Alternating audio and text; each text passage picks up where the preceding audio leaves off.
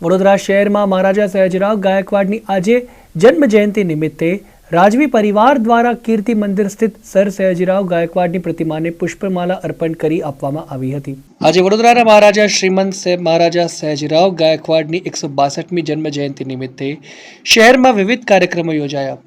સયાજીરાવ ગાયકવાડની ત્રીજાની 162મી જન્મ જયંતિની ઉજવણી રાજવી પરિવાર દ્વારા કીર્તિ મંદિર સ્થિત સર સયાજીરાવ ગાયકવાડની પ્રતિમાને પુષ્પમાલા અર્પણ કરી કરવામાં આવી હતી।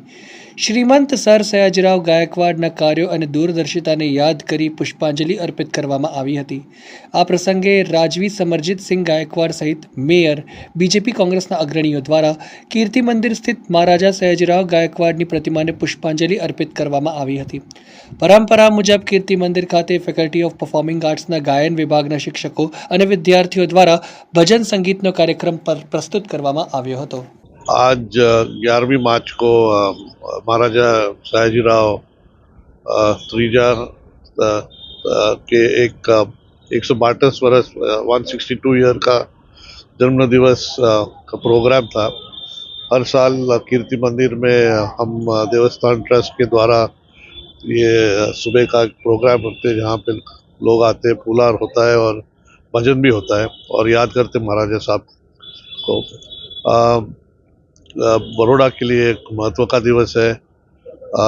सयाजीराव महाराज की जो देन है बड़ौदा और बड़ौदा स्टेट को, जिसका लाभ बहुत लोगों को मिला है और इसीलिए बहुत लोग ये आज के दिन यहाँ पे आते हैं और ये कार्यक्रम में जोड़ते हैं। વડોદરાના રાજવી પરિવાર દ્વારા વડોદરા શહેરમાં તેમના પૂર્વજોની યાદમાં બનાવવામાં આવેલ એક સ્મારક એટલે કે કીર્તિ મંદિર કે જ્યાં આજ રોજ તેમના જન્મ જયંતિના અવસરના નિમિત્તે રાજવી પરિવાર દ્વારા તેમને પુષ્પાંજલિ અને એમને શ્રદ્ધાંજલિ અર્પણ કરવાના કાર્યક્રમનું આયોજન પ્રતિવર્ષ કરવામાં આવતું હોય છે। વડોદરા શહેરની મધ્યમાં આવેલ ઈ આકારમાં બનેલ આ કીર્તિ મંદિર કે જે ઝરૂખાબંધ બિલ્ડિંગ છે અને જેમાં મધ્યમાં મંદિરની જેમ ગુમ્મટ અને ગુમ્મટની ઉપર સૂર્ય, ચંદ્ર અને પૃથ્વીની ઉપર આઝાદી પહેલાંના અખંડ ભારતનો નકશો આજે પણ છે। ત્યારે આ કીર્તિ મંદિર કે જ્યાં મેં કહ્યું તેમ કે વડોદરાને સાંસ્કૃતિક પાટનગર બનાવવામાં આવ્યું હોય, તે પછી વિવિધ કળાઓ જેમાં શિલ્પકળા હોય, ચિત્રકલા હોય, નાટ્યકલા હોય કે સંગીત હોય, વિવિધ કળાઓમાં વડોદરા શહેરને સમગ્ર દેશનું સાંસ્કૃતિક પાટનગર બનાવ્યું છે। તો સાથે સાથે અહીંના કલાકારોએ વિશ્વમાં નામ વડોદરા શહેરનું રોશન કર્યું છે। ત્યારે કીર્તિ મંદિર કે જ્યાં આવા અવારનવાર કળાને લગતા કાર્યક્રમો અને દિવાળીના દિવસોમાં રંગોળી એટલે ફરી એક વખત કળાને પ્રાધાન્ય આપીને એવા અવારનવાર કાર્યક્રમોના આયોજનો પણ થતા હોય છે।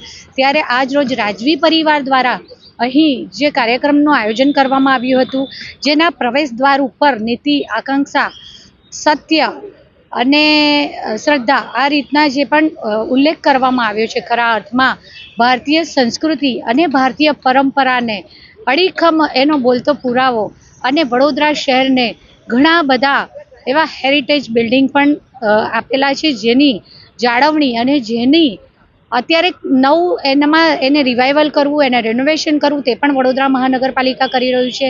તો સમગ્ર શહેરની માન સન્માન અને ગૌરવનું સરનામું એવા આપણા રાજવી શ્રી સર સયાજીરાવ ગાયકવાડજીના જન્મજયંતિ અવસર પર રાજવી પરિવારની સાથે મળી અને તેમની કીર્તિ મંદિર ખાતે આવેલી તેમની પ્રતિમાને પુષ્પાંજલિ અર્પણ કરી હૃદયાંજલિ